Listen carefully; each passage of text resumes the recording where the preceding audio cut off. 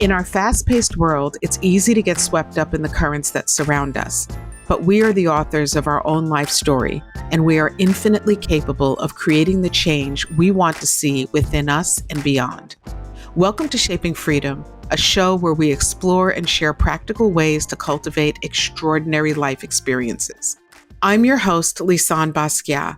I'm a teacher, entrepreneur, and life strategist.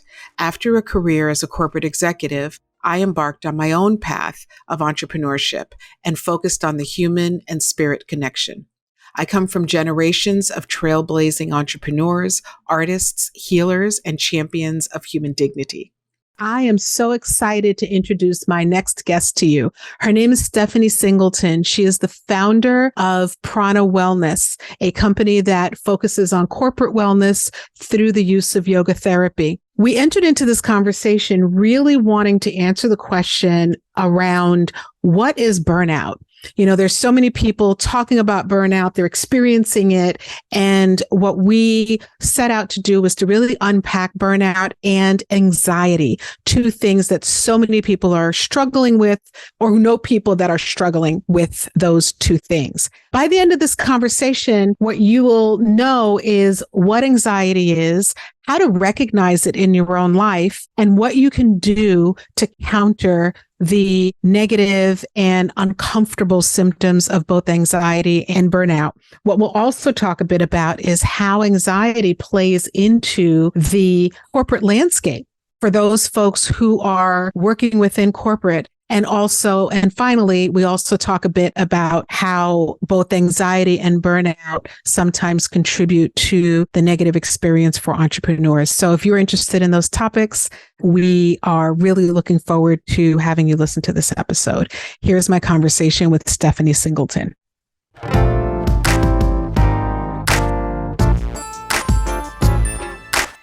Stephanie, hi. I'm so excited that we're finally getting a chance to have this conversation, Stephanie. I know that first of all, welcome to the Shaping Freedom with Lisane Basquiat podcast, Stephanie. I'm really excited that we're finally having a chance to have this conversation. Thank you. Thanks for having me. Yeah. And I know we've gone back and forth for a while, you know, with the holidays at the end of 2022. We've been talking about having this conversation for some time. And I know that there was some scheduling things, you know, we're both super busy. I think that you're one of the few people that I know who travels the world constantly. Yes, all the time. I know. And I never know where I'm going to see you when I'm following you on your Prana Wellness Instagram page. But I always love watching you talk to people from all over the world and watching you talk to your audience from all over the world. Thank you. Yeah, we started talking about having this conversation a couple of months ago, and it was to talk about the topic of burnout. And at the time, I know for me and a lot of folks that I speak with, and I'm sure in your practice as well, there were a lot of folks last year who really hit the ground running in the beginning of 2022. They felt as if, you know, the world was kind of opening up and we felt kind of held back. And so many folks just hit the ground, all gas, no break, running into 2022. Yeah. And by the end of the year, people were tired. Yeah. You know, and so you and I were having a conversation, and Stephanie Singleton is also a member of Hera Hub Carlsbad. And I think we were at an event or we were talking about something, and you mentioned burnout. Yes. And we kind of looked at each other and it was like, hey, would you be willing to come on to my podcast and let's have this conversation and talk about burnout? And so I'm glad that you were willing to do that. I know it took a little bit of time for us to actually get here having this conversation. And we are in the beginning of 2023. And I know I had this fantasy that I was going to shut things down at the end of last year and then like come into 2023 all refreshed. I never stopped. And I'm seriously. And I'm speaking to more and more people this year who even a couple of weeks into the year, although it seems like months, 2 weeks into the year, there are so many folks who are still still feeling burnt out, who never really took that break, and who are looking for some support in figuring out like, okay, what do I do when I'm feeling like I'm in this stage of burnout? And so what I'd love, first of all, you founded a company called Prana Wellness. So first of all, let's tell the people who you are. Let's start with that. And then and if you can weave in there a little bit of, put some context around your story of burnout, and then we'll see where the conversation takes us from there. Sure. Happy to. Thanks again for having me. So I'm the motivator in chief at Prana Wellness. We do corporate wellness programs for the workplace to help people and individuals at companies stress less and accomplish more. And I think nowadays everyone needs to stress less and accomplish more, but especially there's a need in corporate America with the Great Resignation and layoffs and all these things. Employees' well-being is not being put first anymore, not by themselves or by their employer. So I saw that need out of a need for my own, and I chose to fill it. I'm also a clinical yoga therapist, so I work with people one-on-one to heal specific mental and physical ailments through the tools of yoga. And I started my company because I was a producer for CNN for 7 years, and I experienced a great deal of burnout during that time. For those 7 years, 2 of those years, I was waking up at 3 a.m. I was waking up at 2 a.m., working the 3 a.m. shift for 2 of those years. And it was nonstop breaking news, constantly on call, having to stay longer and handle breaking news. And it was definitely burnout. And I didn't realize what I was doing. I've always been into health and fitness and all those things, but I wasn't really minding my mental wellness at that time because it was just the clock's turning. It was constant chaos and just go, go, go type of lifestyle. And that's what I was used to. And it wasn't until I actually had a panic attack at work that it all hit me that I needed to do something about this. So as part of my story is that I started my business because I had that panic attack at work. I experienced anxiety unknowingly for about 2 or 3 months prior to the panic attack. I had heaviness in my chest, and I went to 3 separate cardiologists. And that's a little more of the story for later, but it changed my view of Western medical science versus what I do and study now, the Eastern sciences. But 3 of those cardiologists told me that nothing was wrong with my heart, and they didn't mention anything else. They checked my heart and, sort of moved on, and there was nothing wrong with my heart. So fast forward months after that, I have a panic attack at work. I was about 30 at the time, and I had no idea what was happening. I thought that I was having a panic attack or a stroke, and it was nothing. So I spent 8 hours. I spent 8 hours in the emergency room. I drove myself after picking up a friend from the airport like it was a normal day. And she told me to go to the ER because I told her my blood pressure was super high. I think I stopped at Walgreens for some reason and went to check my blood pressure. And I was like, oh, that's a little worrisome. So I went to the ER. They did all the tests on my heart, and they said, honey, you are very healthy. It's like, okay, so, and they're like, you're stressed out. You are experiencing a panic attack. I was like, oh, good to know. So on one hand, I was relieved that I wasn't, dying of a heart attack, but it was odd. And everything just started coming together in my mind. The first thing I said was, how did all those doctors not even mention the word stress or anxiety at all? They said, your heart's fine. Have a great day. But and even so even your response of like, or even you stopping off at a drugstore to take a, I don't know why that is not the sign of a person who is in their stuff, Yeah, nothing totally. is, where we're just like, oh, I know, I'll just stop over here and, handle this versus like getting the care first. I was Googling urgent cares in my car while I was driving to the airport. I was Googling urgent cares near me, and I was Googling what insurance they take.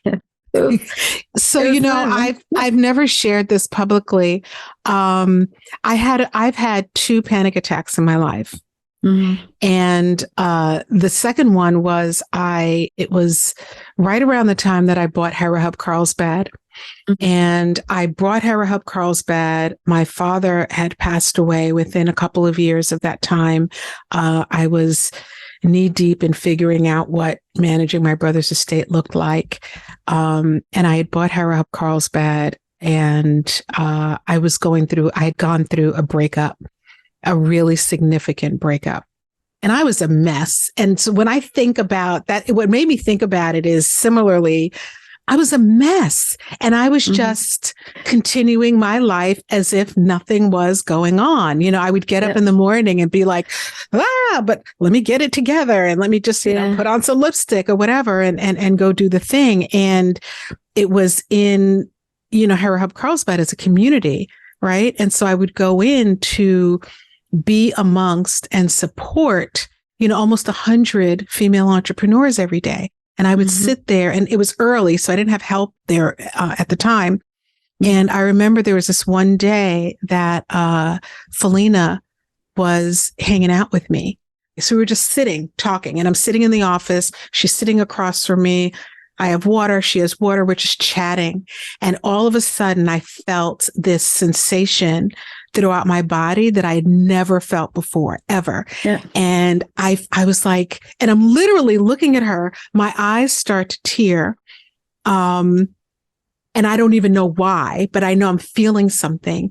And I looked at her and I said, Felina, I think I may be having a heart attack.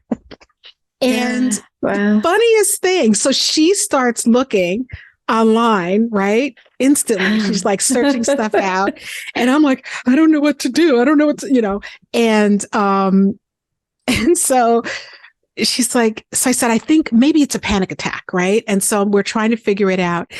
And she's like, okay, I'm not going to let you go home by yourself. Let's leave your car here. And what I say is, I'm not leaving my car here because I don't want to have to come back for it. So I'm going to drive. Thinking of all the things. Yep. And I'm like, it's like I drove to the airport. And I'm like, I'm going to drive. Follow me. Right. And so there's more to the story, but it just reminded me of the madness in that, just the madness. And I'm texting my daughter. And I probably texted my kids, and I'm just like, I'm in my car. I thought I was having a heart attack. And Felina's behind me. Don't worry.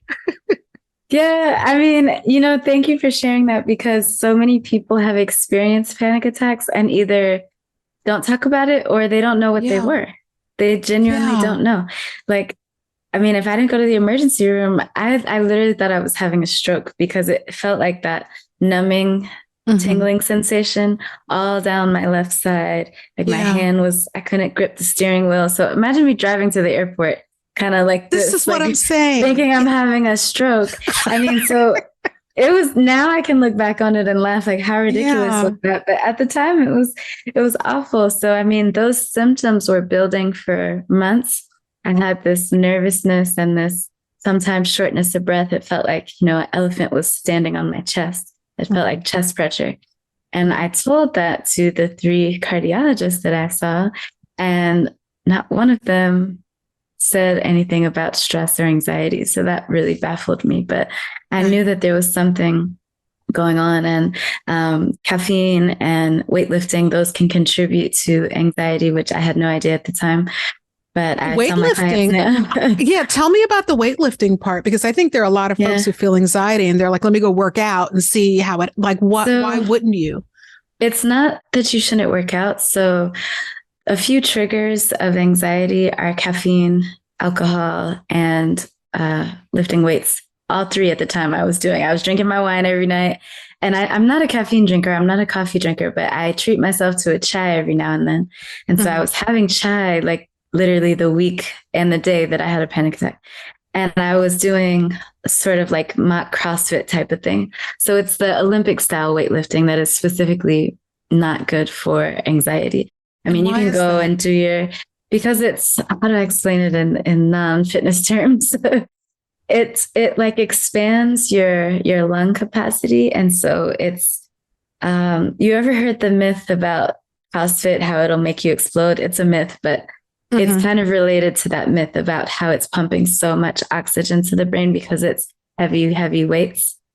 And so it's the amount of weights. Like I was going and lifting very heavy weights in particular that week that I had a panic attack. So it wasn't like I was lifting 10 pounds and 10 pounds. I did that all the time. I understand it's the heavier weightlifting. Yeah, The reason why I'm bringing that up is because as you were mentioning that, I can call off a few people that I know of who, when they're feeling anxious, they will go and heavy lift. I'm talking like, I don't mean like the 10-pound, like really people who are into weightlifting. And so I think they do that as a way of decreasing the anxiety. But now that you're explaining it, I can absolutely see how that can contribute in a way, because it's kind of like elevating something that's already. Yeah. So a good analogy is wine. So a lot of people sleep with wine by the bed to help them go to sleep, red wine specifically. And some people say it doesn't really work for anyone. It's a myth, because what it does is it gives you the kind of illusion that you're tired because it makes you sleepy, so to speak, but it actually keeps your nervous system awake and it increases the sugar in your body. So it disrupts your REM sleep. So you're actually disrupting your circadian rhythm, your sleep patterns by drinking wine or any sort of alcohol before bed. And so the same thing is happening when you're heavy lifting. It's giving you that sensation of, oh, I'm burning calories. I'm feeling great. I'm like burning off steam. I feel good. But you're actually disrupting your heart and your nervous system at the time. Because think about the nervous system. You have your parasympathetic nervous system, which is the rest and digest nervous system. Then you have the sympathetic nervous system, which is your fight or flight. All of this pumping and doing all the big motions and CrossFit style stuff, that is sympathetic nervous system. It's the fight or flight, which is not a bad thing. It's not a bad thing. It's just a bad thing when it's coupled with anxiety in the moment, right? So you want to be mindful of that. If you're stressed out, do yoga. That's my solution for everything. Okay. That makes total sense, because the thing is that if you're feeling stressed out, you're up here, right? You're every part of your body, your brain waves, all of it, everything's, in a hyper mode. And so what you want to do is you want to do things that are going to counter that activity and that stimulation to bring you down versus looking for things that are going to push you past that threshold that you're already at. Like increases like, right? Like increases like. So if you are experiencing heart palpitations and anxiety, that is that sympathetic fight or flight thing. And then you're adding more fight or flight by doing CrossFit or extreme weightlifting. And those are just adding to it. It may give you an immediate rush, or it's like caffeine. I have so many clients that I'm trying to get off caffeine because it's not great for anxiety. And they don't understand the connection sometimes, because caffeine is giving you a false stimulant. It's telling your body, we're excited, we're energized, we're not sleepy, but you really are. Your body didn't get unsleepy because you drank some coffee. It's pretending like it's not sleepy. And then after you finish that cup of coffee, then a couple hours later, maybe you're like, oh, I'm sleepy again. And then you drink another cup of coffee, but it's just artificially propping you up, so to speak. Same thing with weightlifting in terms of anxiety. So as I'm drinking my cold brew, my leftover cold brew at 3:30 in the afternoon.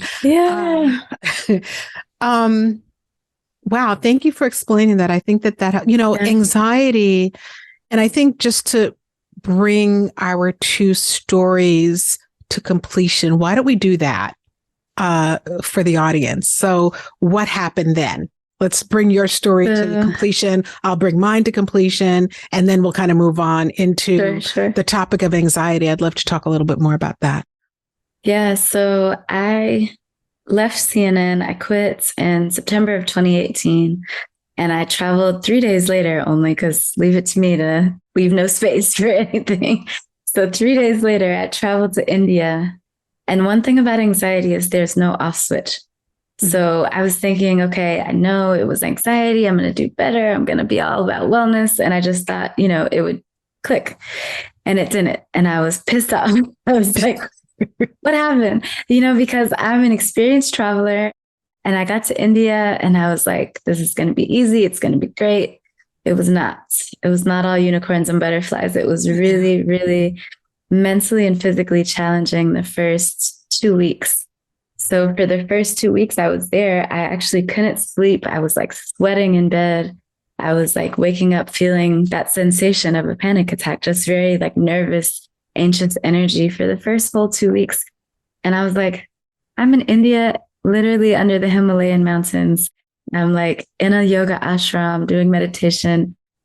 Why isn't, this changing? But it doesn't just shut up. So I was learning the things. I had to take a step back, learn and understand what my body was doing, what my body was telling me. So yoga really, really just helped me heal. I mean, I had to start from ground zero and just forget everything else I had in my mind and really take in what I was learning about yoga, breathwork, meditation there. I went to India with the intention of not being an entrepreneur. I went to India. I said, I'm going to expand my personal yoga practice. I'm going to learn about yoga and I'll come back and get a job at another production company. It'll be easy. And that's not what happened. After those first 2 weeks, I literally had the most cliche epiphany possible. And I was under a waterfall in India. And the thought just came to me. And it said, you have to start a wellness business. Like, this is your passion. You have to do this full time. And I said, okay, that's it. It just struck me. And so I never looked back after that. I threw away all my resumes when I came back. But India was life-changing more than I thought it would be, because I thought it would just be, learning how to do the hard poses and learning how to handstand. But what a lot of people think is yoga is just asana, which is the physical movement practice. Yoga is so much more than physical movement. It's your lifestyle, the meditation, the breath work, what you eat, all those things. And so once I took the time to learn and understand that, it really piqued my interest, because I saw what yoga was doing for me and my own personal healing with anxiety. And I was like, I have to share this secret, I have to get this out. And I think it's a lot of understanding of the body. The body really heals itself. And that's what I like to teach my clients all the time. The body, I'm not doing anything. I'm not some magical healer. I'm giving you the tools to understand how your own body can heal itself. And that's what I learned from my experience in India through all the yoga, meditation, and breath work. It just brought me to that place of healing. So, one of the things that I want to call out also about your story is how important it is, or how profound an experience we can have when we're just out and about in nature. And that's one of the things that I notice about you, and anyone who follows you today or chooses to follow you at Prana Wellness, is that you are oftentimes outside in nature. And there's just nothing. And, being from New York myself, you're not always in an environment where, nature is as abundant as it is in Southern California and other places. But there's something to be said for being out in nature, putting yourself in a place of being out in nature. And there's something to be said for the way that the universe can speak to you, or a way that you can hear yourself also at a deeper level when you're out. So the fact that you heard that sitting under a waterfall, in the Himalayas, which is gorgeous, right? I have the picture of it, actually. I'll send you the picture. We want to see that. We want to see that. Make sure you send it. It's so crazy. But it's, I love nature, and I always now use it as a therapeutic suggestion to my clients to get grounded in nature, because nature will literally ground you. It is a healing tool by all means. It's sometimes if I'm feeling kind of antsy or, anxious, I will just go outside and touch the grass, touch the trees, walk barefoot. I mean, I'm a Caribbean girl. My family comes from the Virgin Islands, so I'm used to walking around barefoot a lot. So I just go outside and walk in my driveway barefoot. Sometimes I sit in my driveway like a little monk, and people are like, "What is she doing?" I'm just sitting in my driveway because it feels good. It feels nurturing. So you're right. A lot of the things I do are outside because it feels so nurturing and grounding to me. So I can't emphasize that enough to people, to take advantage of the nature you have around you to feel grounded. And things just feel, you get a different perspective. It's funny. I was talking about my own journey and how intense last year was. I worked really hard, worked really long hours, and it was great. I did what I set out to do. And by the end of the year, I really started to recognize in my own body and in my own emotional and mental state how it was really time for me to remember what I need, because each one of us, like, we have the practices that help us to be on course emotionally and mentally and physically and spiritually. And I was really overtaxing the number of decisions that I made last year was just incredible. Just in volume. And by the end of the year, I started to recognize that feeling of fatigue. Yeah. Just fatigue. And, and I also recognized myself being a little snarkier than I'm accustomed, that I usually am. Yeah. And I sat down and I'm like, what's different? Because that's always the question. Like, okay, if I'm feeling this way, what's going on? And I realized that a very simple practice that I always had, which is get up, get out, take a walk. Like, make sure I have that time just to get out. Yeah. Like, even if I'm not intensely working out or any of that, just get out and take a walk, walk around, I realized that some of those things, taking a walk, drinking more water, practicing yoga, like the simple things that I do, that I know are healthy for me, I found myself, straying away from. So intentional walks are so important. During COVID, my mom actually got me walking more because she was staying with me at the time during quarantine, and she would just go for like hour-long walks around our house. And I was like, I'm going to do this one day. And when I say intentional walks, I mean no phone, no fitness goals, no music, no headphones, just walk with no purpose. Because for me, it was hard to I can do without the phone, but it was hard for me to not track my miles and like try to go faster and try to, let's jog some. No, let's just walk and observe and look. So I started playing with this game with myself, and I would just look around my own neighborhood and see the things that I had not seen before. Mm-hmm. So what's new today that I didn't see yesterday or the day before on the same walk? Mm-hmm. Just see if you can expand your awareness like that, because it brings you to a whole new mental state of expanded awareness. And I would come back and just write in my journal and have so many creative ideas. And I was ready to work when I got back, because I was refreshed. You have to allow your mind those moments to reset and refresh during the day. You're not a machine. No one is, and I'm not. What are you talking about? Your nervous system, how dare you? I know that's what we think. Your nervous system really needs time to reset and replenish, and it can't do that properly unless you kind of turn the off switch. You have to allow rest and invite it in. So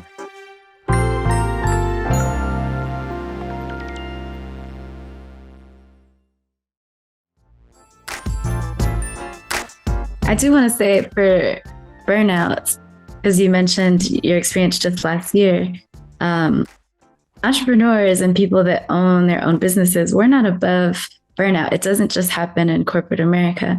And I realized that the very first year of entrepreneurship, I just hit the ground running. I had no boundaries with myself. Mm-hmm. And as an entrepreneur, I'm sure you know that there's no schedule. You don't have to have a schedule per se. So that was the hardest part for me. I hit the ground running, and I didn't give any out time or in time. I just woke up and went through whenever I hit the pillow and fell asleep. So at one point I was, teaching many classes a day, and I was going to see clients and doing all these things and staying at my co-work space till 10. This is when I was in LA, till 10 p.m. And then I'd come home, go to sleep, and do the same thing again at 6 a.m. And I was like, why am I doing this? And that didn't feel good either. I wanted my business that I love and that I'm passionate about to feel good.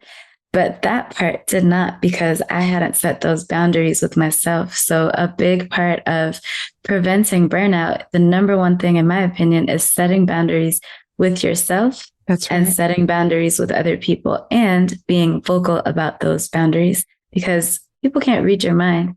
if you're not speaking those boundaries to your colleagues, to your employees, to your family, they're not going to respect them because they don't know. Right. So it took me a while to kind of backpedal and learn that. It was almost like being a kid again. I was just like, okay, Stephanie, you don't have to be on your computer until 2 a.m. working on the business. You can close the computer at 10 or at 6 even, So now it's different. I schedule rest. I schedule self-care. I keep it on the calendar. And if someone wants something during that time, I'm unavailable. Right. Because it's protected time. Yeah. And I think I think part of it also is giving yourself permission to be a priority in your own life. I think very often, for those of us who, the first part of my career was in corporate, and so much of the way that I kind of learned how to create structure came from having worked in a corporate environment where you just go. And there isn't, for me and for a lot of folks that I worked with in that environment, the priority was the goals of the business. Right. And so then I've been an entrepreneur for quite some time, but I took that and applied it to me as a business owner, which is wonderful because it's great practice and it's really great structure. And there's no one that's going to prioritize my health, my self-care, but me. At the end of the day, I'm the one who has to make that decision. Like, are you going to go back to back like today, back to back all day with like 30 minutes in between, somewhere stuck in the middle of that? Or are you going to recognize that you're a human being and you can do that today if that's what is required or if that's what's going on? But what that means is that tomorrow you find a way to counter it. So I really do think it's about harmony, bringing harmony to the different ways that I'm showing up in the world and not having the pendulum always swing in any one direction. Yeah.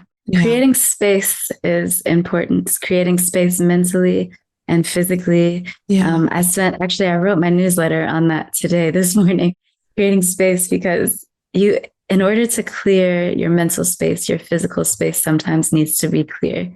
So my office looks like this all the time, like pretty clear, minimal stuff, because I can't think in here if there's clutter everywhere. So I spent all day yesterday and the day before rearranging my closet and redoing the bathroom cabinets, all these things. But I felt so good because I felt like a mental relief, and you have to account for those things, be mindful of the physical and mental clutter that you have, that you're carrying, because we all do, That's funny because I actually, that was my plan this weekend.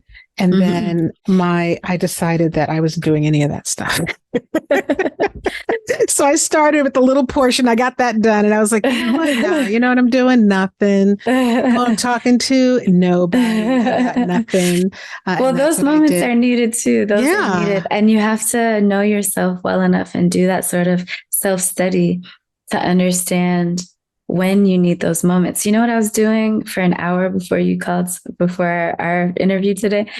I was laying on my couch upside down, watching my dogs play with a chew toy. Yay. Because I love that. I needed to, because today I woke up at 5:15 in the morning. I taught 2 classes and hosted 1 corporate sub-hub for Hera Hub. And I had all these things. And then I had a meeting after that. So I was like, I needed a moment to just decompress. So I laid down for an hour, and that's fine. I didn't close my eyes. I have done but that. It felt so good. I have closed my eyes. I have literally gotten up and said at like 2 or 3 o'clock and where I know like I have something going on at the end. And I have literally gotten up and cozied myself up on my couch in here or inside and just like took a 25-minute cat nap in the middle of the day. Because then I wake up and I feel so much better. Me too. Yeah. Even for me, just like I like to lay on the floor a lot. Maybe it's a yoga thing like with Shavasana, but I like to lay on the floor, especially I have my dogs, they can play, but laying on the floor is calming to me. But I think that our society doesn't promote that sort of active rest. That's what I call it, where you're, not necessarily napping, but you're just relaxing, just, not thinking about anything or doing anything in the moment. You are just having a time, whatever that is for you, taking a sip of water, going outside. And I think that's so needed. And we need to advocate for that more instead of guilt tripping people like, why aren't you busy? Why aren't you doing anything? When I first started off as an entrepreneur, I would find myself craving those moments, but I was guilt tripped by a few friends who would say, oh, I forgot you don't have a real job. Like you don't have a schedule. And I'm like, that like really grinds my gears. Because first of all, you shouldn't say that to any entrepreneur, but it's, you know, you learn to make that balance with yourself. Just because we're not accountable to a boss, so to speak, we have to be accountable to ourselves if we want to eat, if we want to have a roof over our heads, right? So we do have accountability. It just looks different. It's a different frame. I'm really I'm glad that you brought that up, because I think that especially for entrepreneurial women, I think that women in general, sometimes we can shame ourselves and shame other people, you know, about not being robots. And I don't think it's an intentional thing. It's not like, you know, a person is intentionally trying to do anything. I think that it is a symptom of a bigger conversation around humanity and who we are as humans, and that you don't let your car run without gas, but there seems to be this like almost like a badge of honor to being like a badass woman who just works, you know, all day, every day, 7 days a week. And it's so against, I hate it too, because it's nonsense. Give me a soft life. Seriously. And it's so against and in complete, you know, contradiction to the things that we've asked for, right? Which is to better understand the context of all of our lives, and working nonstop, or, you know, having, you know, your value placed on not being a human, you know, ignoring or rejecting emotions, ignoring or rejecting the needs of our bodies, is just unfair. It's an unfair thing to put on ourselves, and it's an unfair thing to put on other people. And I don't think that that's where our value truly is. It's, you know, in the outcome. And we each have the ability to figure out how to get there and what works right for each one of us, you know. And if having a siesta in the middle of the day is, you know, or chilling out with your dogs, or stopping everything and just like practicing yoga in the middle of the day, and don't worry about the fact that you don't have lipstick on for the next meeting, like, you know, just like really doing the things that, especially those of us who are entrepreneurs, a lot of us have did that or made that decision because we want a lifestyle that we have more power, that we feel more empowered with. And so, you know, free yourself, you know, allow yourself to be well, allow yourself to do it in the way that works best for you. Can't see this. Let me see, turn it around a little bit. I see. It's my reminder. Stay free. Yes, ma'am. I love it's my reminder. I got this, I think 2 years ago. It was during COVID, but it was my reminder to stay free mentally, physically, spiritually. Like, your freedom is really what you have. You know, no one can take that away from you unless you allow them to, right? Absolutely. So be free in everything that you do. It's my reminder to just don't let anything steal your energy, steal your joy. Like, you have control over those things each day. In India, one of my gurus in India taught me, you put your hands together like this, cup your hands, and just put them over your face, and then slowly, slowly bring them away. And just notice in the palm of your hands, you're staring directly at them. You have creation, sustenance, and destruction every day. Those same three things you wake up with and you go to sleep with every day: creation, sustenance, destruction. And you have the ability to choose which ones you interact with and how each day.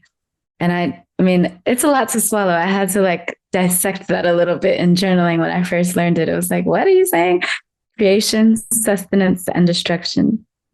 And it's true. I mean, if you focus on those things and choose accordingly, then it's like, no one can steal that sort of freedom from you, your joy, because you have that choice. You're co-creating always with the universe. You know, no one else is in control but you. You have the ability to be the co-creator with the universe every day. Absolutely. I talk about through my work with NLP and with Huna, and what we talk about is creation, transformation, and completion. And which is like a whole other conversation we can have. But, we, every single day of our lives, we are, or in any moment, we're in one of those three energies. Either we're creating something, we're transforming something, which would be sustenance, or we're completing something, which would be the destruction that you talk about. And sometimes when we're feeling those feelings of unrest, it could also be helpful to take a look at what is it that you need? Like, which energy are you needing to put forth, or which energy do you have too much of? Like for me last year, a lot of the reason why I felt the way I felt by the end of the year was because a lot of my energy was into creation. Like almost everything I did last year was about creation. And, it takes a lot of energy. Creation has there's a different, thing to the energy of creation, right? It requires more of you. Sustenance or transformation is about keeping things going. Like, what are you keeping going that, needs to be kept going? And then destruction and completion, I think, are two of the most, or are they're called two different things, but that energy of completion or destruction is so relieving. Right? Because it's like, what can you bring to completion? What do you need to bring to completion? You start each day, you go through it, and then there has to be a completion. And I think that when we are in a place of discomfort or confusion, a lot of times we should be looking at, or we could look at, where our energy is. Is it in creation, or is it in completion, or is it time to create something new, or are we over creating or creating so much that we need to counter that? Or are there things that need to be brought to completion or destruction that are just hanging around waiting? It's so true. It's good. I always say that fires aren't always bad. I like to look at fires. Sometimes I burn candles and incense a lot, but we view fires as bad so much, but fire is actually good. You're burning and shedding and creating new layers for something new to be born. So sometimes you have to burn some things to get some newness, right? Yes, ma'am. I have my Shaping Sanctuary. I saw that. I love that. Right in the corner. I'm going to open it up to a plug. And then I want you to explain to the people as I'm holding this up. This is aligned. I love that. So my candles, I have 4 of them: aligned, congruent, activated, activated, and soothed. And they are each, they're all natural, beautifully scented, and beautiful wick, long burn. Anyway, I love that. I digress. I would like, before we wrap this conversation up, what I would love to have you answer the $1 million question. And that question is, what is yoga therapy? Dun, dun, dun, dun. Yeah, I want to hear it. I love that question because I actually made a shirt of that. It says, ask me about yoga therapy. And I actually get stopped in the airport. I travel a lot and I get stopped in the airport, people asking, because yoga therapy is blending of Eastern and Western medicine to create a more holistic picture to heal the human body. So it is using the tools of yoga to heal specific mental and physical ailments. So when I see someone one-on-one for yoga therapy, my specialty is gut health, chronic pain, and anxiety, and how those three are correlated, because they're always, always, always correlated. I will get clients, it never fails, that say, oh, I'm coming for anxiety. And then I talk to them 2 sessions and they have chronic low back pain and they have acid in their belly and all these things. And I'm like, there's a connection. But yoga therapy really takes a holistic view at your spiritual, mental, physical, social, energetic health, and takes that big picture view and tries to connect the dots. So what is your body doing, and where are the missing links? It's trying to create a mind-body union in order to heal a specific ailment. So it's different from Western medical practices, and that instead of trying to, how should I put this, gently or not gently? Just put it. This is shaping freedom. Speak the truth. It's free. It's free. Yeah. So instead of trying to treat the symptoms and putting a Band-Aid over it, like medicine or what have you, or surgery, we try to get to the root of the cause. What is actually causing your symptoms? So if you come to me and you say, oh, I have chronic low back pain, I'm not going to say, okay, bend over and touch your toes and that should stretch your lower back. I'm going to ask you what your daily movement is like, what your lifestyle is like, what your past traumas, current traumas, your stress level, your daily routines, your morning habits, sleeping habits, food, all of these things factor into your pain profile. And most people kind of skip that over. And I learned this through my own experience when I had the panic attack, and no one mentioned anxiety. So all of that is connected. So yoga therapy really aims to heal the whole person and not just treat the symptoms. Yeah, I love that. And it's similar to the work that I do and the belief that I have around, a lot of times a person will come and they're like, I don't like this relationship, right? And it's like, there's like the top level response or reaction, which could be, oh, well, let's like figure that out, right? Or it's like, let's take a peripheral look at what's going on. What's going on with peel this back person. The layers. Yeah, like what's going on with this person, what's going on with this person, and what do they believe and what feeds into that? And let's talk about your family and, how is this pattern similar to patterns that maybe are played out in your family's dynamics and in the way that the people in your family communicate, and thinking about that with both people. So yeah. I think that, in this world that we live in, where very often we're looking at the image, we're looking at the thing, the beautiful face, the filter, the social media profile and this kind of thing. I love this work that you're doing around looking at what's beneath it. Like what is factoring in, and then you'll get to the back, right? Maybe, I don't know, right? Yeah. But it's really about what's happening that can be contributing to that, because unless you do that, then you're putting yourself into this cycle of stretch your back out. Okay, and now nothing else has changed, so you kind of go back to this place. Yoga therapy is like an onion. You just peel the layers. We never start with this one surface issue. We have to do some digging and uncover what's really going on. But in order for that to happen, we have to have a full picture of your health and your lifestyle, things like that. So that's what I enjoy about what I do the most, getting to understand people's lifestyles and habits. Talk a lot about the habit loop and triggers and self-awareness, things like that. And also just understanding that the tools of yoga are what's really making up yoga therapy. It's not just what we commercially think as yoga, which is, as I mentioned, asana, which is the physical practice. It's not upward dog and downward dog and then poof, you're healed. That's not yoga therapy. Yoga therapy is the mental, the physical, the energetic. So meditation, breath work, lifestyle, nutrition, journaling, all those things. That is all under yoga therapy. And then we move. I love that. I really love that. And what I love about it is it seems, again, like you said, like there are the poses.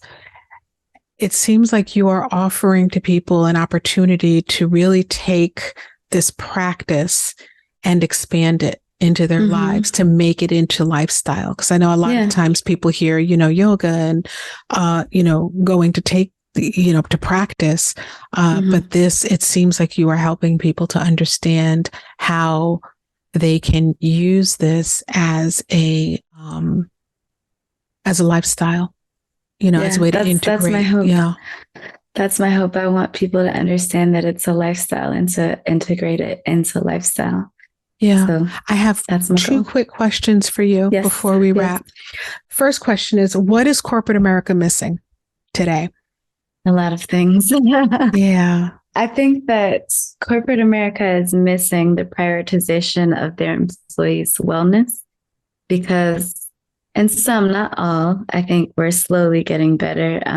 But But during the pandemic, I think it gave everyone a reality check about how important physical and mental wellness is, because we had this physical illness that was attacking the whole world at the time.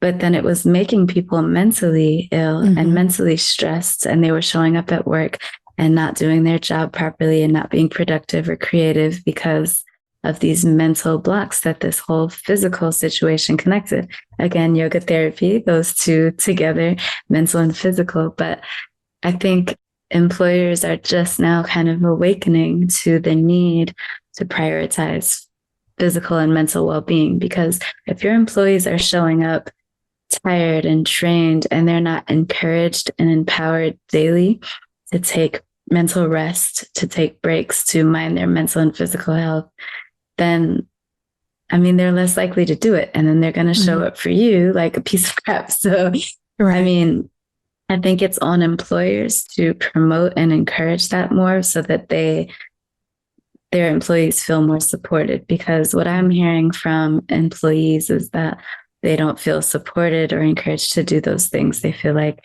they're not allowed to, or they don't have time to during their day. But the clients that I book with corporate wellness, they're taking those steps and they're allowing employees to do that once a week in a class or whatever we do.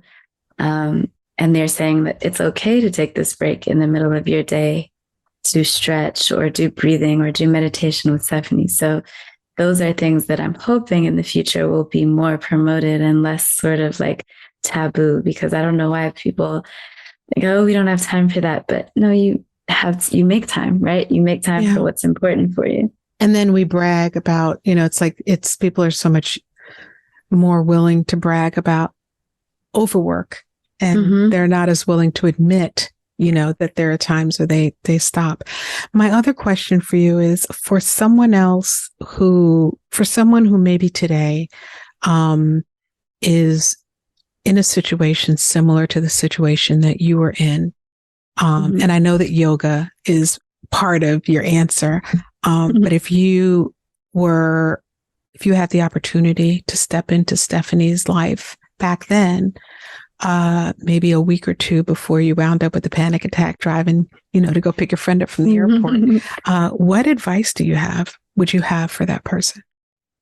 Self-study in yoga. It's called swadhyaya. And that's one of the limbs of yoga that talks about self-study, self-awareness.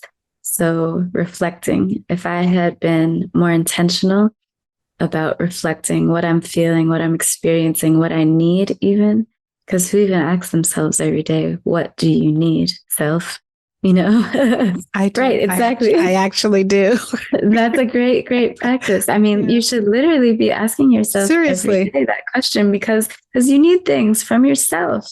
Yeah. You start with yourself and then you tell others what you need, what you require. But I think if I had done a little more self-study and self-awareness, I would have known, hey, it's because I'm stressed, or, I need to dial this back. So I teach a lot of that now, and understanding self-awareness, growing self-awareness, and habit loops, like triggers. So if I'm going to get up and get a cookie, for example, am I getting that cookie because I want something sweet and sugary?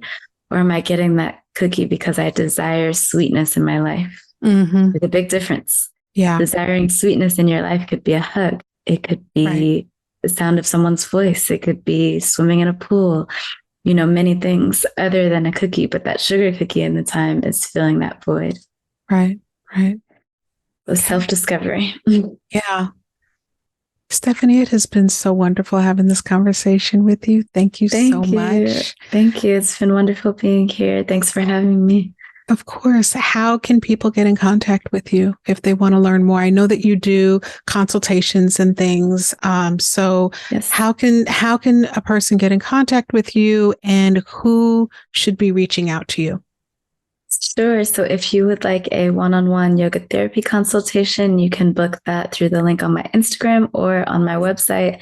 Website is Prana Wellness Works with s.com, and Instagram is Prana Wellness Works. Same thing. Okay. And we'll have all of that in the notes.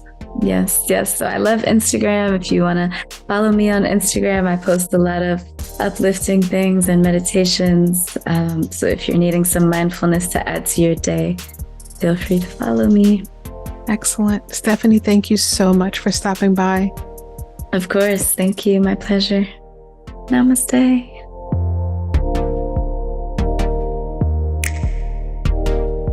I really enjoyed this conversation with Stephanie. I mean, I went into it knowing that we were going to have a conversation around burnout. And I'm really excited and happy that we talked about both burnout and anxiety. These are two things that are really front and center in our world today. And I think it's a very important conversation to have. We should have more of these types of conversations because there's just a lot of things that are happening in this world today that are contributing to anxiety being really like a normal thing in our lifestyle. And so the opportunity to talk about those things and to talk about how to mitigate them in our lives, I think is a really important topic. And I'm glad that we had the chance to talk about it. I also wanted to bring to completion the conversation or the story I was sharing about my own experience with anxiety and with having had that panic attack. What happened with me was after getting through the immediate discomfort of it, meaning getting back home, getting to a place where I felt calmer and didn't feel, my heart pounding and sweating and the stressful feelings that I was feeling, one of the things that I began to recognize is that there were some things that were happening in my life that really needed attention. I had a lot of change in a very short period of time. And while I was checking off the boxes and taking on these new challenges, what I wasn't doing was really sitting down and giving myself an opportunity to process all of the change that had taken place. I recognized that anxiety oftentimes is a conversation that we're having with ourselves. And very often anxiety is the consequence of not having listened to myself when it was speaking in a quieter tone. And so for me, what I wound up doing was really sitting down and thinking about the loss of a relationship and what I needed to do to heal that loss, and also putting things into place that helped me to onboard a new project, like a new business, as large as that was, in a way that was healthier and smoother and in better alignment with my own self-care. So I wanted to make sure that I brought that story to a close. I'll talk more about that later. And in the meantime, I hope that you'll take a gem or two out of this conversation that Stephanie and I had. And I hope that you can take note of some of the things that we suggested, things like getting yourself out into nature, listening to yourself when you know that you've had enough or that you need to do things differently. Stephanie, I think, started the conversation off saying that one of the things she learned was how to stress less and accomplish more. And I think ultimately finding a way to stress less and accomplish more is a good place to start. So thank you so much for listening. As always, I'd love for you to like and leave a review. And until we speak again, be well.